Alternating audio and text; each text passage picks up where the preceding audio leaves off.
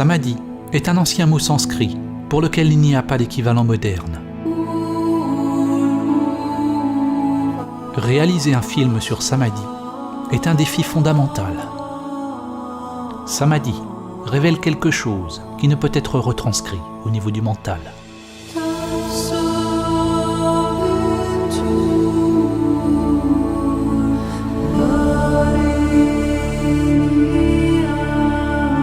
Ce film est simplement la manifestation extérieure de mon propre voyage intérieur.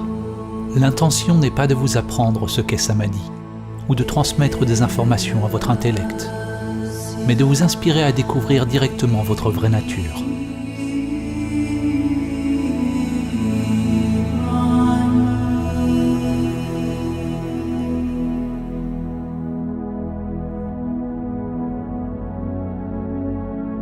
Samadhi est pertinent maintenant plus que jamais. Nous sommes à une époque de l'histoire où nous n'avons pas seulement oublié Samadhi, mais nous avons oublié que nous avons oublié.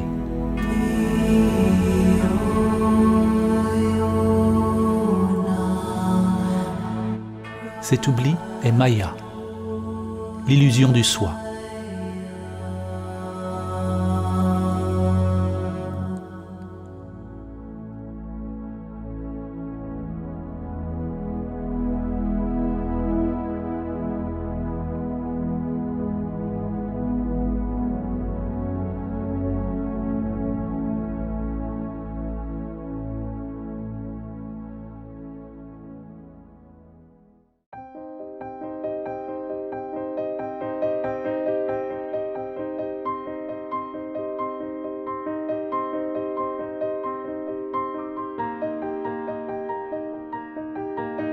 En tant qu'humains, la plupart d'entre nous vivons plongés dans notre vie quotidienne, avec peu de considération pour qui nous sommes, pourquoi nous sommes ici et où nous allons.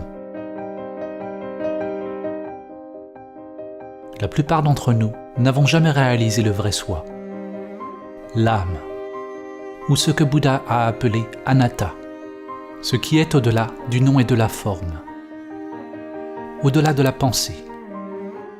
En conséquence, nous croyons que nous sommes ces corps limités.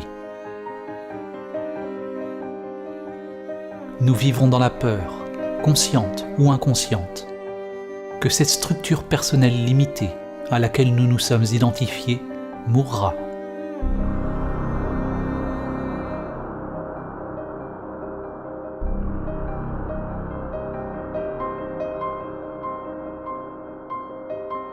Dans le monde d'aujourd'hui, la grande majorité des gens qui se sont engagés dans des pratiques religieuses ou spirituelles, telles que le yoga, les prières, la méditation, la psalmodie ou toute autre sorte de rituel, pratiquent des techniques qui sont conditionnées, ce qui signifie qu'elles font partie de la structure de l'ego.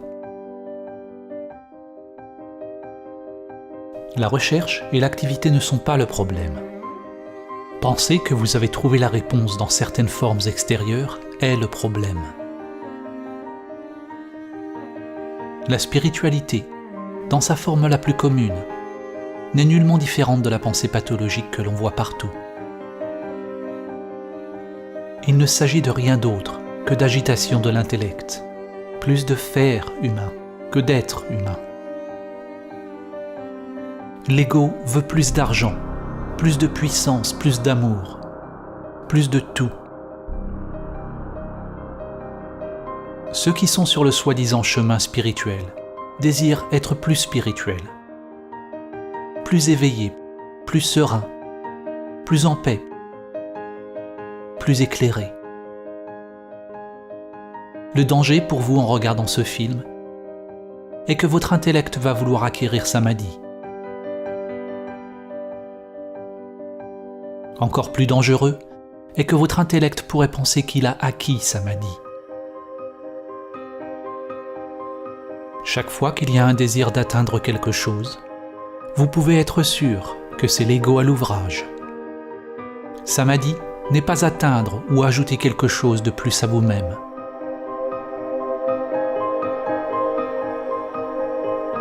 Réaliser Samadhi, c'est apprendre à mourir avant de mourir. La vie et la mort sont comme le yin et le yang, un inséparable continuum, se déployant sans cesse, n'ayant ni commencement ni fin. Lorsque nous repoussons la mort, nous repoussons également la vie. Lorsque vous faites directement l'expérience de la vérité de qui vous êtes, il n'y a plus la moindre peur de la vie ou de la mort. Notre société et notre culture nous disent ce que nous sommes. Et en même temps, nous sommes esclaves de nos besoins et répulsions biologiques, profonds et inconscients, qui régissent nos choix.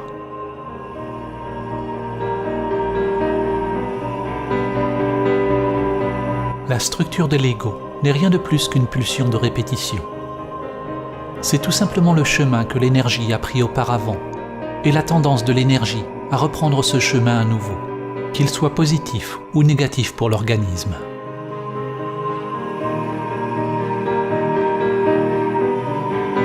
Il y a une infinité de niveaux de mémoire ou de mental, de spirales à l'intérieur de spirales. Lorsque votre conscience s'identifie avec ce mental ou cette structure de l'ego, il vous lie à un conditionnement social que vous pourriez appeler la matrice. Il y a des aspects de l'ego dont nous pouvons être conscients. Mais c'est l'inconscient, le câblage archaïque, les peurs existentielles primaires qui en réalité conduisent toute la machine.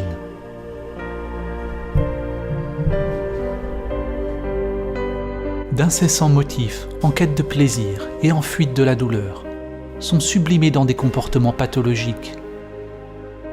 Notre travail, nos relations, nos croyances, nos pensées mêmes et notre façon de vivre. Comme du bétail, la plupart des humains vivent et meurent dans un assujettissement passif, alimentant la matrice de leur vie.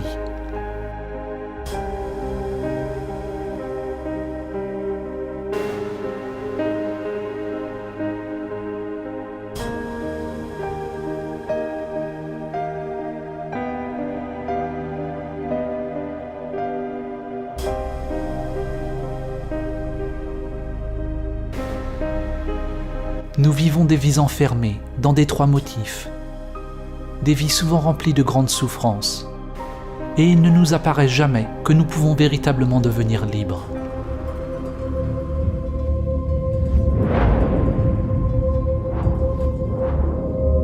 Il est possible de laisser derrière la vie qui a été héritée du passé, pour vivre celle qui attend de percer à travers le monde intérieur.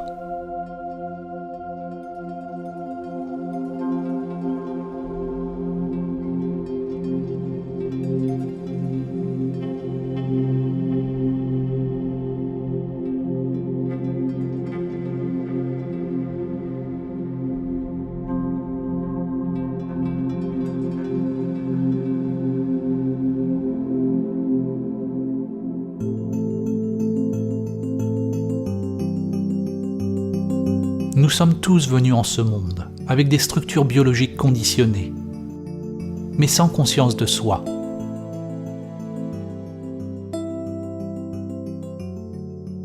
Souvent, lorsque l'on regarde dans les yeux d'un jeune enfant, il n'y a aucune trace de soi, seulement un vide lumineux.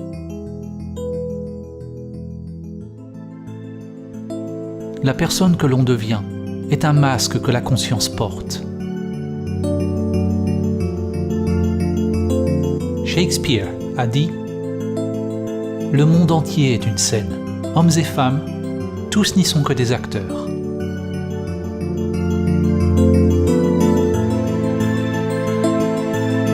Chez un individu éveillé, la conscience brille à travers la personnalité, à travers le masque. Lorsque vous êtes éveillé, vous ne vous identifiez pas avec votre personnage. Vous ne croyez pas que vous êtes les masques que vous portez.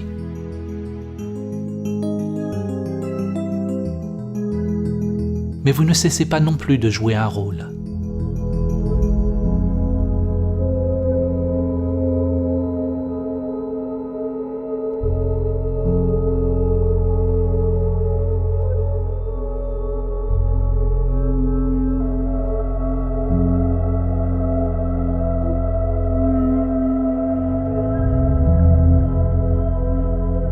nous sommes identifiés à notre personnage, notre personne, ceci est Maya, l'illusion du soi. Samadhi, c'est se réveiller du rêve de votre personnage dans le jeu de la vie.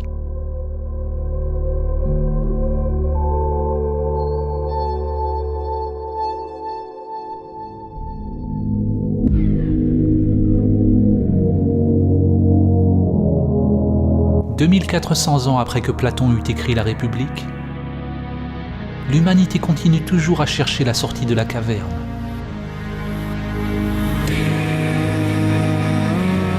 En fait, nous sommes peut-être plus que jamais pétrifiés par nos illusions.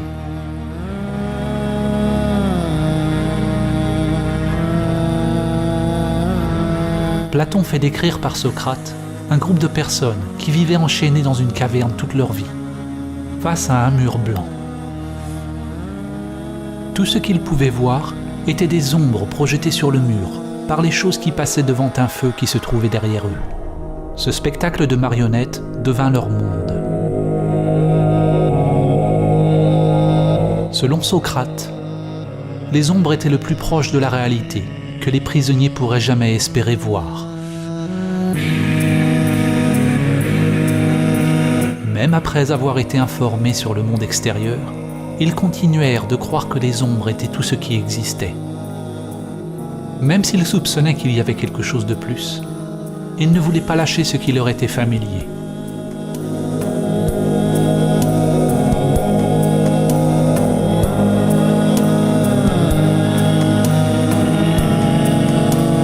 Aujourd'hui, l'humanité est comme les gens qui ont seulement vu les ombres sur le mur de la grotte. Les ombres sont analogues à nos pensées. Le monde de la pensée est le seul monde que nous connaissons. Mais il y a un autre monde qui est au-delà de la pensée, au-delà du mental dualiste. Êtes-vous prêt à quitter la grotte? À quitter tout ce que vous avez connu pour découvrir la vérité de qui vous êtes?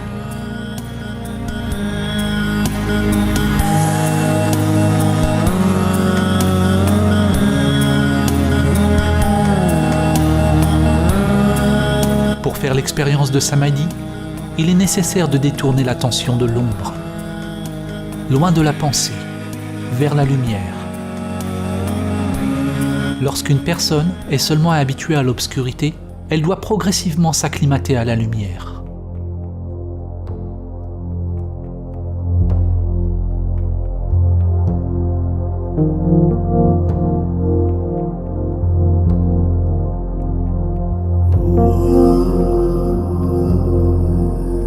Comme une acclimatation à tout nouveau paradigme, cela demande du temps, de l'effort et une volonté d'explorer le nouveau, aussi bien que de se débarrasser de l'ancien.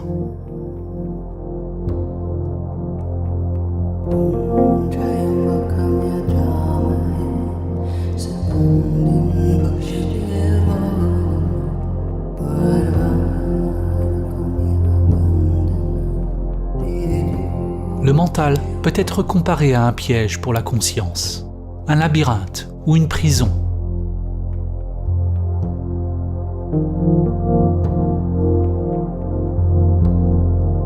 Ce n'est pas que vous êtes en prison, vous êtes la prison.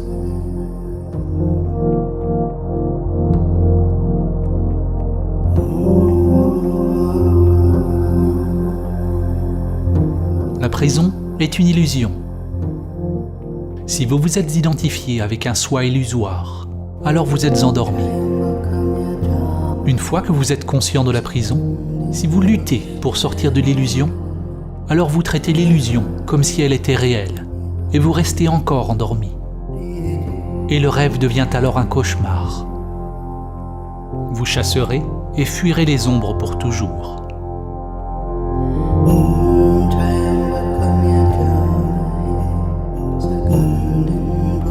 Samadhi, c'est se réveiller du rêve du soi séparé, ou de la structure égoïque. Samadhi est se réveiller de l'identification avec la prison que j'appelle « moi ».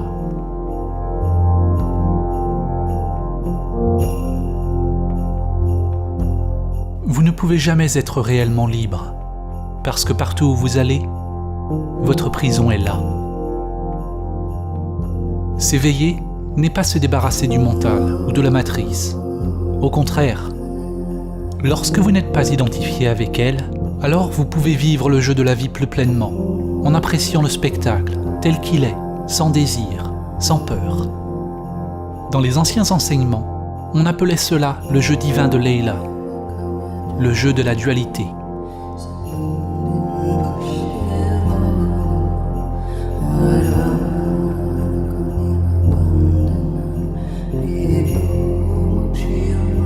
La conscience humaine est un continuum. À un extrême, les humains se sont identifiés au soi matériel. À l'autre extrême, c'est Samadhi, la cessation de soi. Chaque pas que nous faisons sur le continuum vers Samadhi apporte moins de souffrance.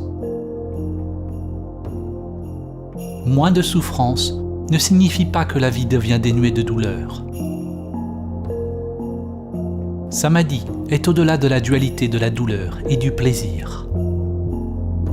Ce qui signifie moins de mental, moins de soi créant résistance à tout ce qui se produit.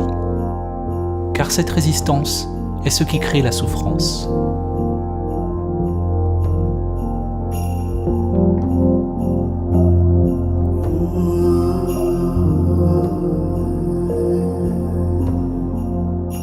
Réaliser Samadhi, même une seule fois, vous permet de voir ce qui est à l'autre extrémité du continuum, afin de voir qu'il y a autre chose que le monde matériel et l'intérêt personnel. Lorsqu'il y a une cessation effective de la structure de soi en Samadhi, il n'y a pas de pensée égoïque, pas de soi, pas de dualité. Et pourtant, il y a le « je suis », anatta, ou absence de soi. Ce vide est l'avènement de prajna, ou sagesse. La compréhension que le soi immanent est bien au-delà du jeu de la dualité, au-delà de tout continuum. Le soi immanent est intemporel, immuable, toujours maintenant. L'illumination est la fusion de la spirale primordiale, le monde manifesté en constante évolution, ou lotus, dans lequel se déploie le temps, avec votre être intemporel. Votre câblage interne se développe, telle une fleur qui s'épanouit éternellement, alors que vous vous désidentifiez avec le soi, devenant un pont vivant entre le monde du temps et de l'intemporel.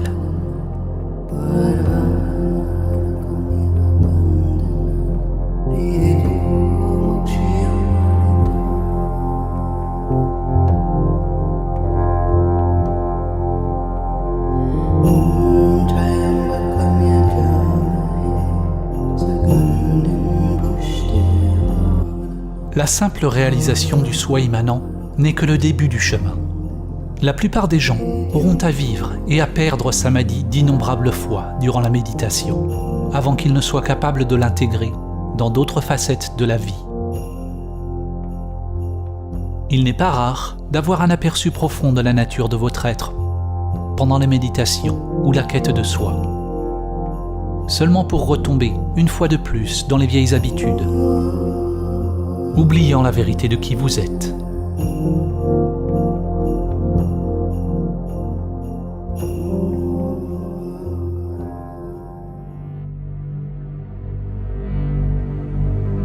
Réaliser l'immobilité ou le vide dans toutes les facettes de la vie, toutes les facettes de soi, c'est devenir la danse du vide en toutes choses.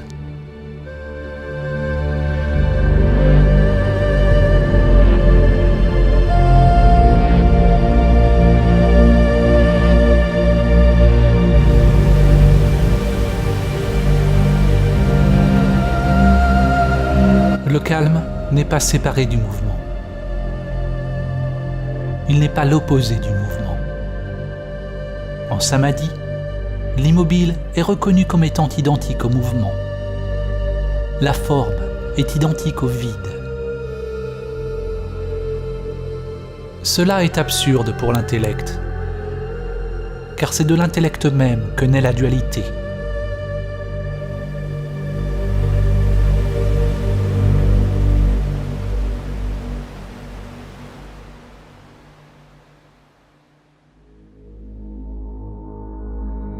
René Descartes, le père de la philosophie occidentale, est célèbre pour le dicton « Je pense, donc je suis ». Aucune autre phrase ne résume plus clairement la chute de la civilisation et la pleine ampleur de l'identification avec les ombres sur le mur de la grotte. L'erreur de Descartes, comme l'erreur de presque tous les humains, était l'assimilation de l'être fondamental avec la pensée.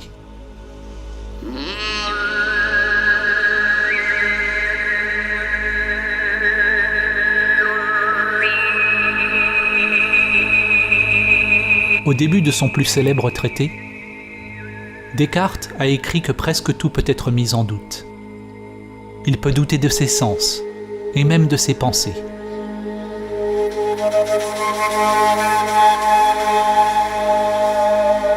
De même, dans le Sutra du Kalama, Bouddha dit que pour établir la vérité, on doit remettre en doute toutes les traditions, les écritures, les enseignements et tout le contenu de notre propre intellect et de nos sens.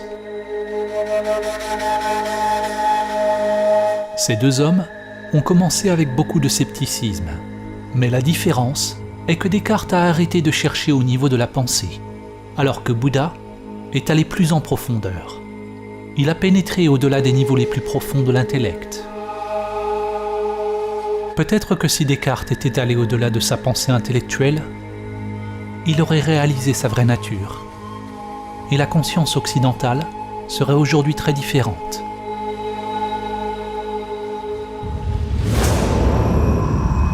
Au lieu de cela, Descartes décrit la possibilité d'un démon maléfique qui nous garderait sous un voile d'illusion. Descartes n'a pas reconnu ce démon pour ce qu'il était.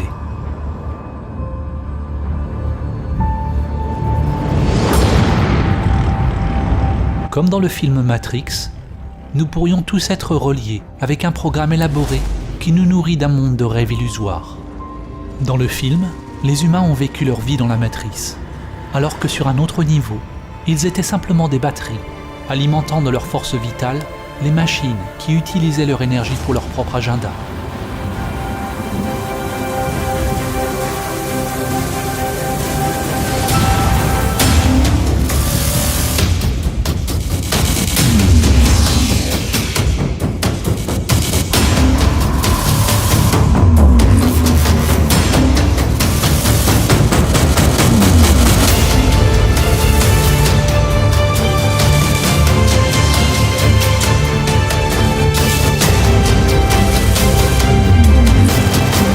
Les gens veulent toujours blâmer quelque chose en dehors d'eux-mêmes, pour l'état du monde, ou pour leur propre malheur.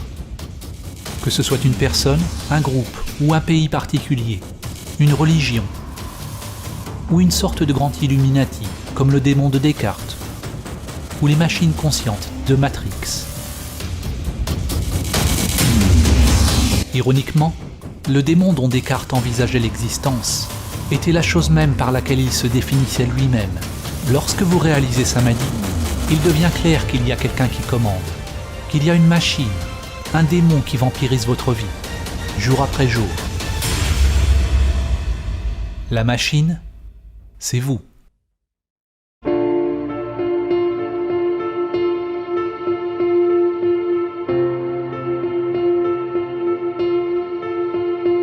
La structure de votre moi est composée de nombreux petits sous-programmes conditionnés ou petits patrons.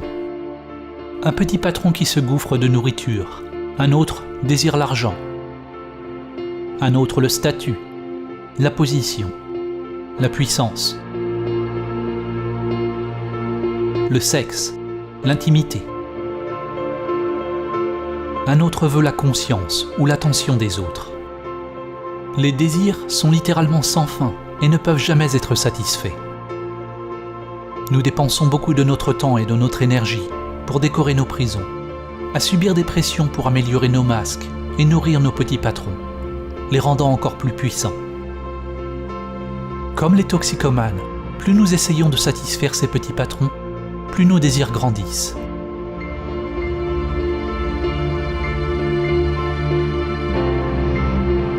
Le chemin vers la liberté n'est pas l'amélioration de soi ou la satisfaction de l'agenda du soi.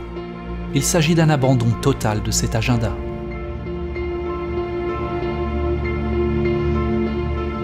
Certaines personnes craignent que l'éveil de leur véritable nature signifie qu'ils perdront leur individualité et leur joie de vivre.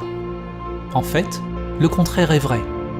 Seule l'unique individuation de l'âme peut être exprimée lorsque le soi conditionné est dépassé.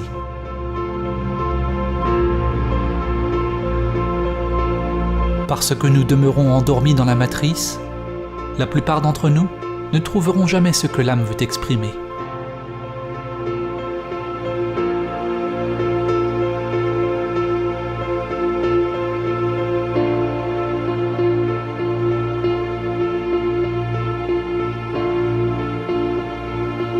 Le chemin vers Samadhi implique la méditation, qui est à la fois l'observation du soi conditionné, ce qui change, et la réalisation de votre vraie nature, ce qui ne change pas. Lorsque vous arrivez à votre point de tranquillité, la source de votre être, alors vous attendez d'autres instructions, sans aucune insistance sur la façon dont votre monde extérieur doit changer.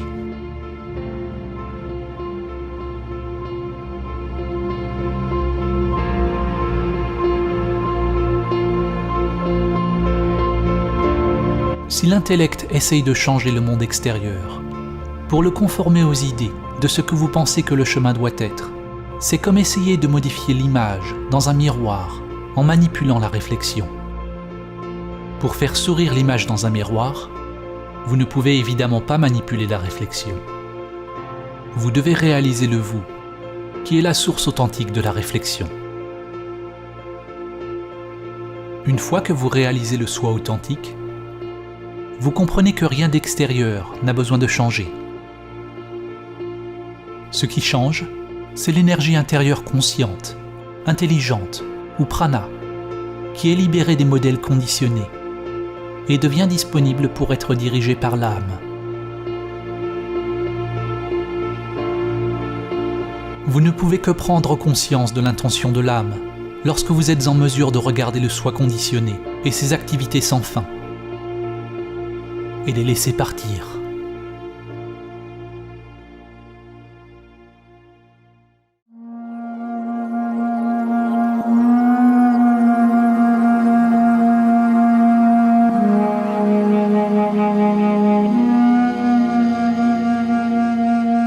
Dans la mythologie grecque, il a été dit que les dieux avaient condamné Sisyphe à répéter une tâche insensée pour toute l'éternité. Sa tâche était de pousser sans cesse un rocher vers le sommet d'une montagne, seulement pour qu'il retombe à nouveau en bas.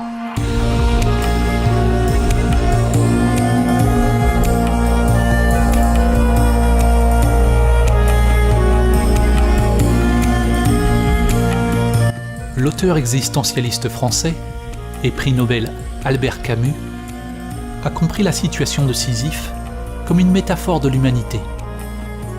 Il a posé la question: comment pouvons-nous trouver du sens à cette existence absurde ?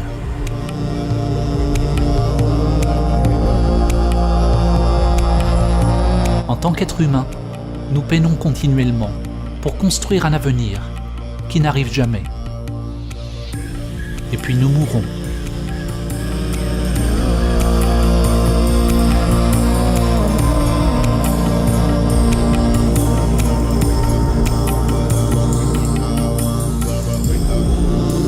Si nous comprenons vraiment cette vérité,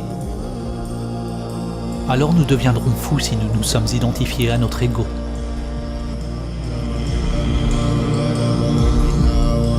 Ou bien nous nous réveillerons et deviendrons libres.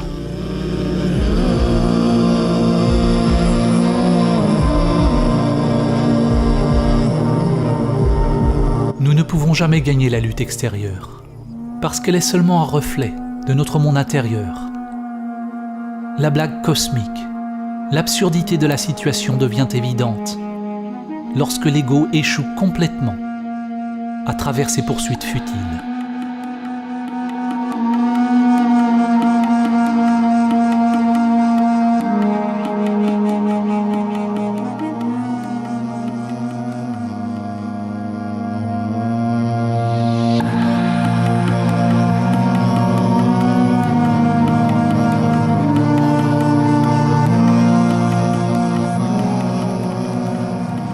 Dans la tradition zen, il y a un dicton.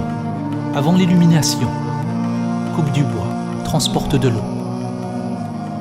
Après l'illumination, coupe du bois, transporte de l'eau.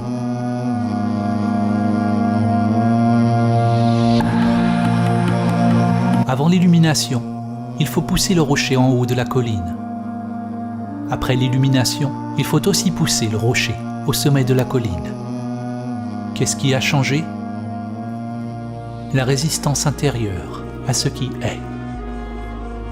La lutte a été abandonnée, ou plutôt celui qui lutte a été réalisé comme illusoire.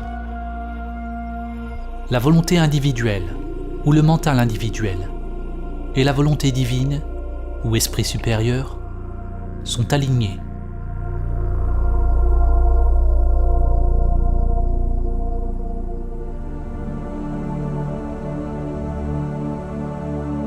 Samadhi est abandonner ultimement toute résistance intérieure, envers tous les phénomènes changeants, sans exception.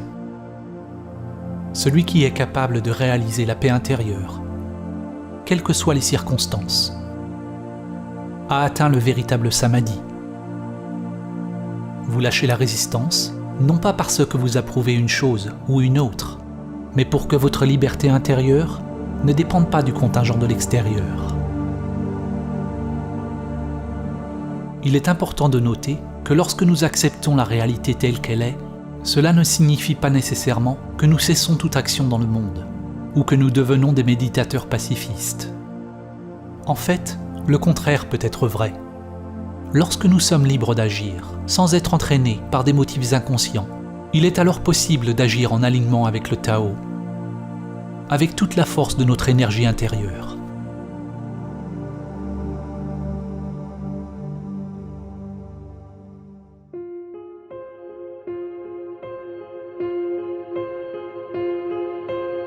Beaucoup diront que pour changer le monde et apporter la paix, nous devons lutter plus fort contre ce que nous percevons comme ennemis.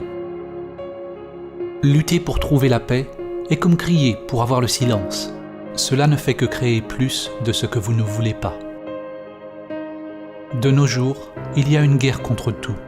Une guerre contre le terrorisme, une guerre contre la maladie, une guerre contre la faim. Toute guerre est en fait une guerre contre nous-mêmes.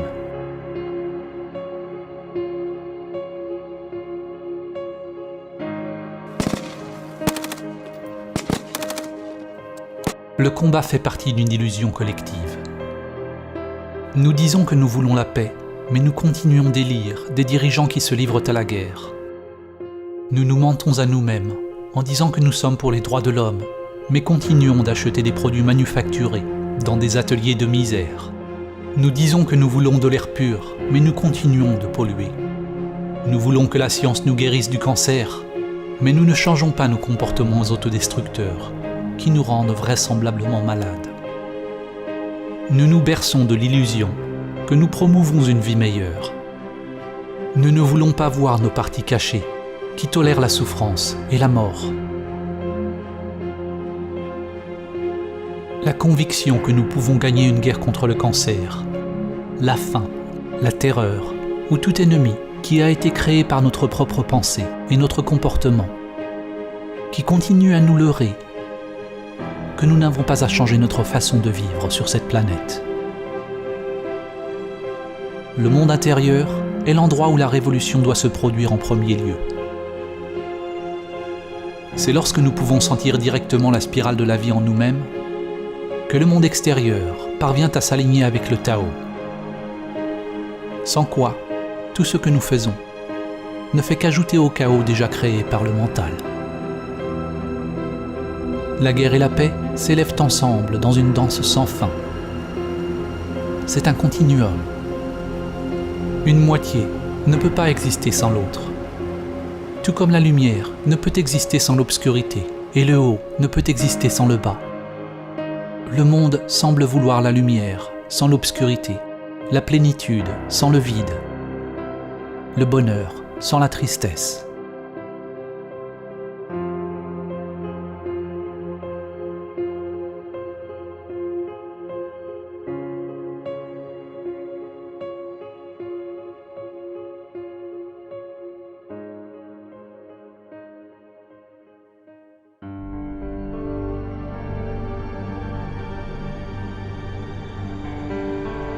Plus le mental est impliqué, plus le monde devient fragmenté. Toute solution qui provient du mental égoïque est insufflée de l'idée qu'il existe un problème. La solution devient alors un problème encore plus grand que celui à résoudre.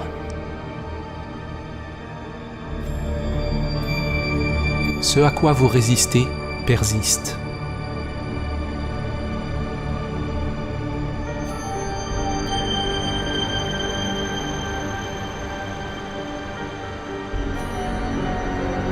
L'ingéniosité humaine ne crée de nouveaux antibiotiques que pour trouver la nature plus rusée, à mesure que les bactéries deviennent plus fortes. Malgré tous nos efforts dans la lutte actuelle, la prévalence du cancer ne cesse d'augmenter. Le nombre de personnes souffrant de la faim dans le monde augmente régulièrement. Le nombre d'attaques terroristes continue d'augmenter dans le monde entier.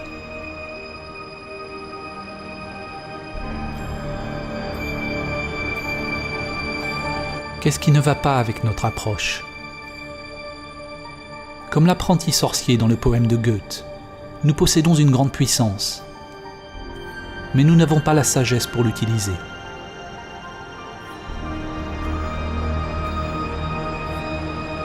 Le problème est que nous ne comprenons pas l'outil que nous utilisons.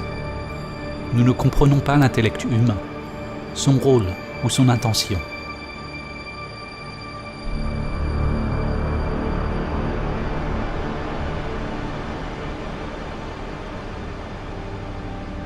La crise est née de la façon limitée et conditionnée dont nous pensons, la façon dont nous nous sentons et approchons la vie.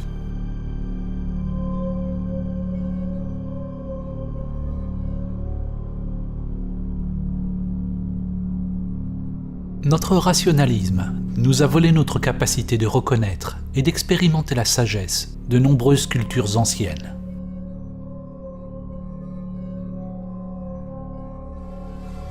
Notre pensée égoïque nous a volé la capacité de sentir la profondeur et la sacralité profonde de la vie et de réaliser des niveaux entièrement différents de la conscience qui sont maintenant presque perdus pour l'humanité.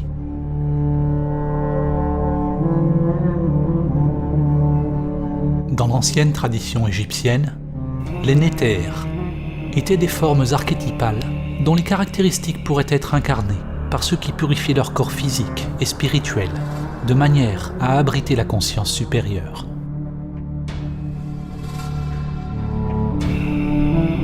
Le néther originel, ou le principe divin de cette sagesse, était connu en tant que Thoth ou Tehuti, souvent dépeint comme un scribe, à la tête d'oiseau ou d'ibis, représentant l'origine de toute connaissance et sagesse. Thoth pourrait être décrit comme le principe cosmique du mental ou de la pensée. Thoth nous a donné le langage, les concepts, l'écriture, les mathématiques et tous les arts et manifestations de l'esprit. Seuls ceux qui avaient suivi une formation spéciale étaient autorisés à accéder à la connaissance sacrée de Thoth. Le livre de Thoth n'est pas un livre physique, mais c'est la sagesse du royaume akashique ou éthérique. La légende raconte que la connaissance de Thoth était profondément cachée dans un endroit secret au sein de chaque être humain et était protégée par un serpent d'or.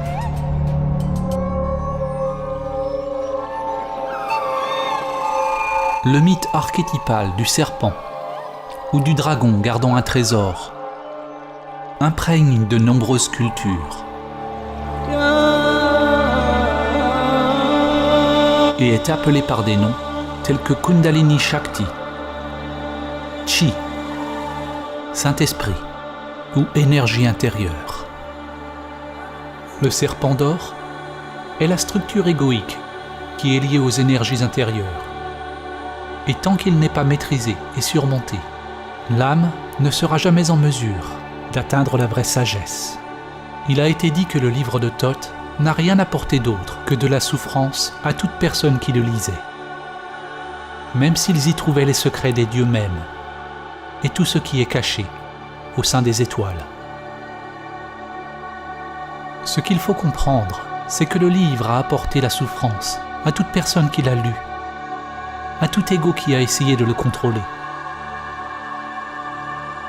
Dans la tradition égyptienne, la conscience éveillée était représentée par Osiris. Sans cette conscience éveillée, toute connaissance ou compréhension obtenue par le soi limité serait alors dangereuse, ainsi coupée de la sagesse supérieure. L'œil d'Horus devait être ouvert. Le sens ésotérique que nous trouvons ici est semblable à l'histoire plus familière de la chute dans le jardin d'Éden. Le livre de Thoth fait un parallèle au livre de la connaissance du bien et du mal dont Adam et Ève ont été tentés de manger le fruit.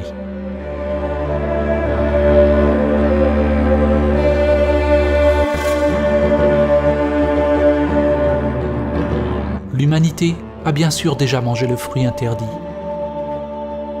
a déjà ouvert le livre de Thoth et a été chassée du jardin.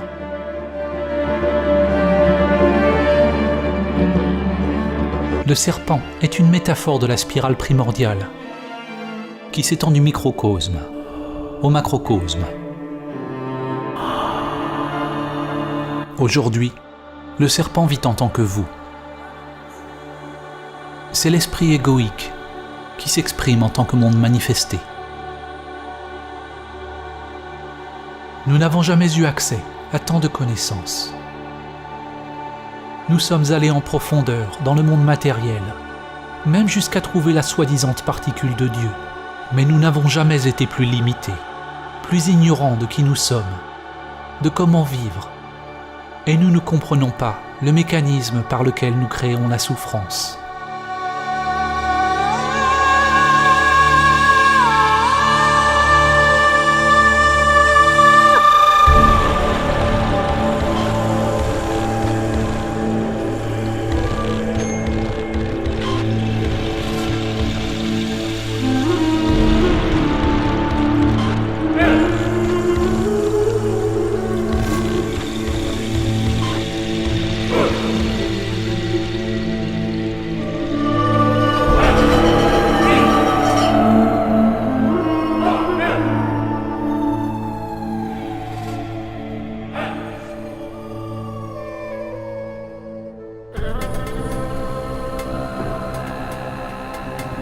Notre manière de penser a créé le monde tel qu'il est à présent. À chaque fois que nous catégorisons quelque chose, de bon ou de mauvais, ou créons la préférence dans notre intellect, c'est à cause de l'advenir des structures égoïques ou des intérêts personnels. La solution n'est pas de lutter pour la paix ou de conquérir la nature, mais de reconnaître simplement la vérité. Que l'existence même de la structure de l'ego crée la dualité, une division entre soi-même et l'autre, le mien et le vôtre, l'homme et la nature, l'intérieur et l'extérieur. L'ego est la violence. Il demande une barrière, une frontière avec l'autre, pour exister. Sans l'ego, il n'y a pas de guerre, contre quoi que ce soit. Il n'y a pas d'orgueil. Il n'y a pas à dominer la nature, pour en tirer profit. Ces crises extérieures dans notre monde reflètent une grave crise interne. Nous ne savons pas qui nous sommes. nous sommes complètement identifiés avec notre identité égoïque, consumés par la peur et coupés de notre vraie nature. Les races, les religions, les pays, les affiliations politiques, tout groupe auquel nous appartenons, renforce nos identités égoïques. Presque tous les groupes qui existent sur la planète aujourd'hui veulent revendiquer leur point de vue comme étant vrai et correct, tout comme nous le faisons à un niveau individuel. En clamant posséder la vérité elle-même, le groupe perpétue sa propre existence, de la même manière dont l'ego ou la structure du soi se définit lui-même à l'encontre des autres. Maintenant plus que jamais, des réalités différentes et des systèmes de croyances polarisés coexistent sur Terre. Il est possible pour des gens différents de faire l'expérience de pensées et réactions émotionnelles complètement différentes face à des phénomènes extérieurs identiques. De la même manière, Nirvana et Samsara, le ciel et l'enfer, sont deux dimensions différentes, occupant le même monde. Un événement qui peut apparaître apocalyptique à une personne pourrait être considéré comme une bénédiction pour une autre. Ce qui devient alors évident est que les circonstances extérieures ne doivent pas influer sur votre monde intérieur d'une manière particulière. Pour réaliser Samadhi, il faut devenir une roue automotrice, devenir autonome, un univers en soi-même. Votre expérience de la vie ne dépend plus des phénomènes changeants. Une analogie peut être faite avec le cube de Métatron. Métatron est mentionné dans divers anciens textes chrétiens, islamiques et juifs, et est archétypalement relié avec Thoth, le Néter égyptien, ainsi qu'Hermès Trismégiste de la Grèce. Métatron est intimement lié au tétragramme.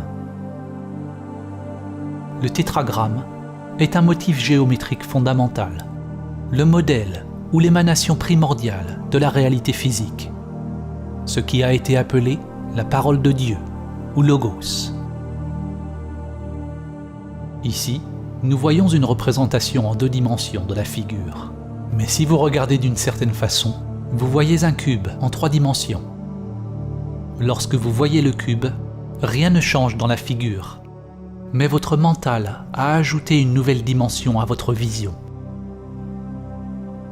La dimensionnalité ou la perspective est tout simplement une question de s'habituer à une nouvelle façon de percevoir le monde.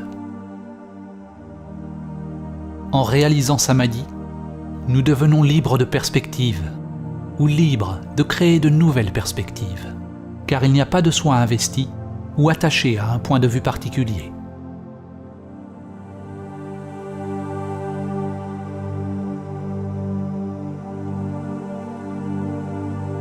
Les plus grands esprits de l'histoire humaine ont souvent indiqué des niveaux de pensée, au-delà de la structure de soi limitée. Einstein a dit « La vraie valeur d'un homme se détermine d'abord en examinant dans quelle mesure et dans quel sens il est parvenu à se libérer du moi. »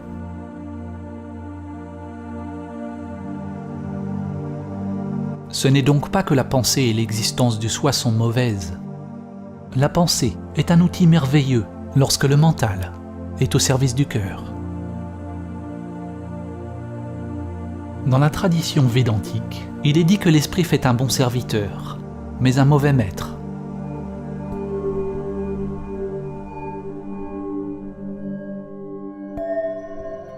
L'ego filtre perpétuellement la réalité à travers le langage et les étiquettes et juge constamment, préférant une chose à une autre.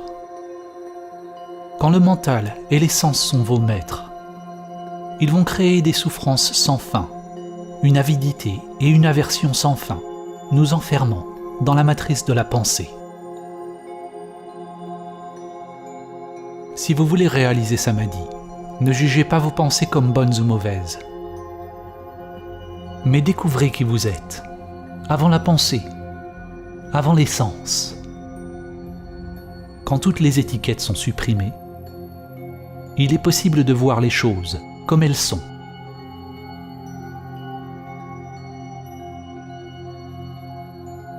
Lorsqu'on explique à un enfant ce qu'est un oiseau, s'il croit ce qu'on lui dit,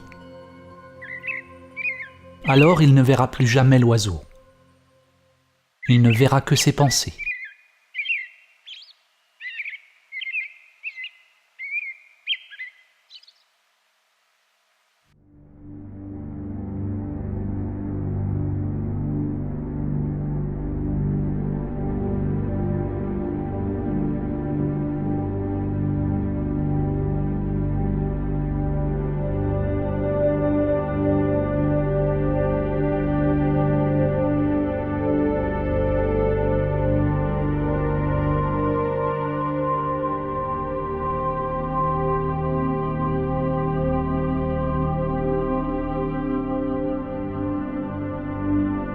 La plupart des gens pensent qu'ils sont libres, conscients et éveillés.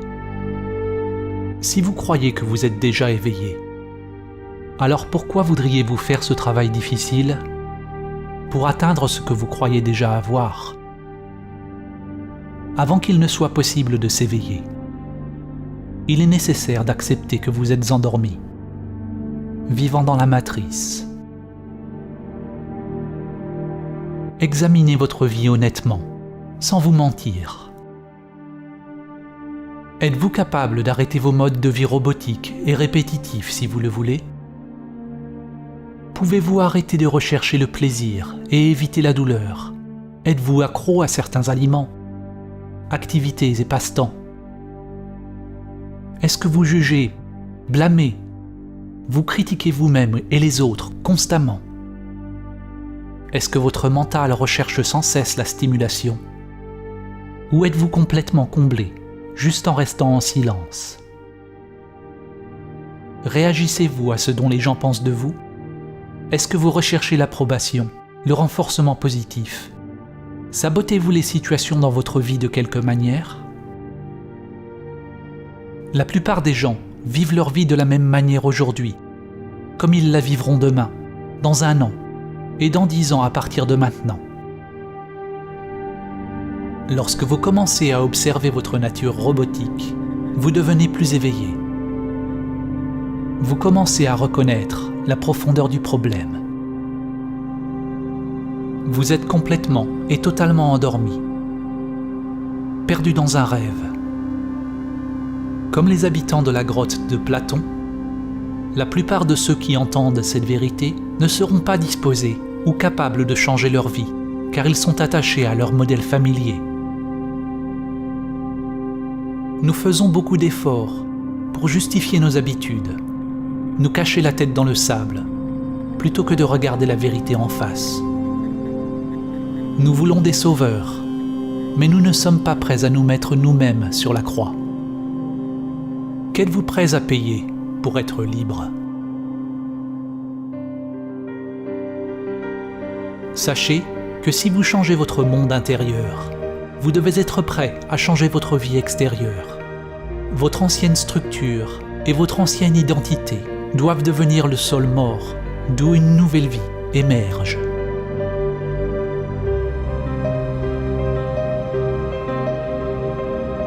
Le premier pas vers l'éveil est de réaliser que nous sommes identifiés avec la matrice du mental humain, avec le masque.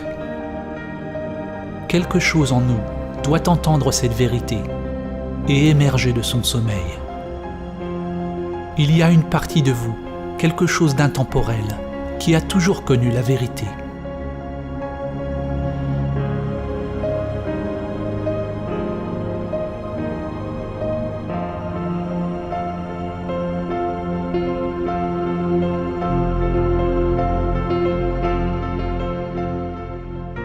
La matrice du mental nous distrait, nous divertit, nous tient sans cesse dans l'activité, dans la consommation, dans l'avarice, dans un cycle d'avidité et d'aversion constante avec les formes sans cesse changeantes, empêchant la floraison de notre conscience. du droit d'aînesse évolutionnaire qu'est Samadhi. La pensée pathologique est ce qui passe pour la vie normale.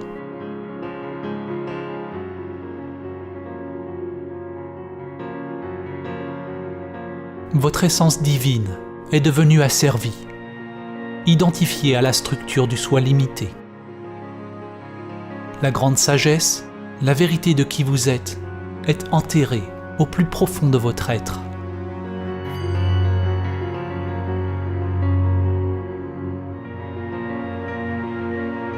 Jiddu Krishnamurti a dit « Ce n'est pas une mesure de santé que d'être bien adapté à une société profondément malade. »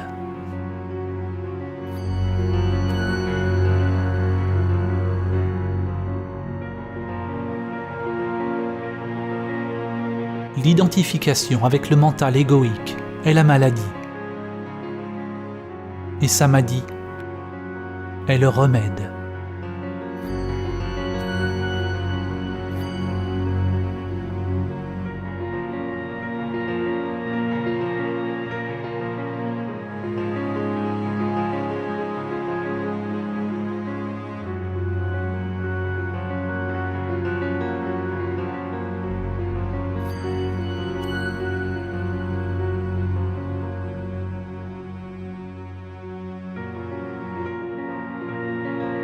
Les saints, les sages et les êtres éveillés tout au long de l'histoire ont tous appris la sagesse de l'abandon de soi.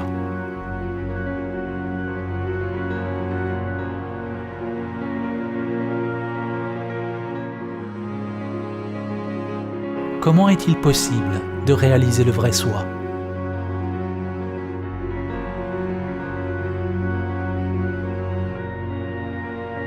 Quand vous regardez à travers le voile de Maya, et lâchez le moi illusoire, que reste-t-il ?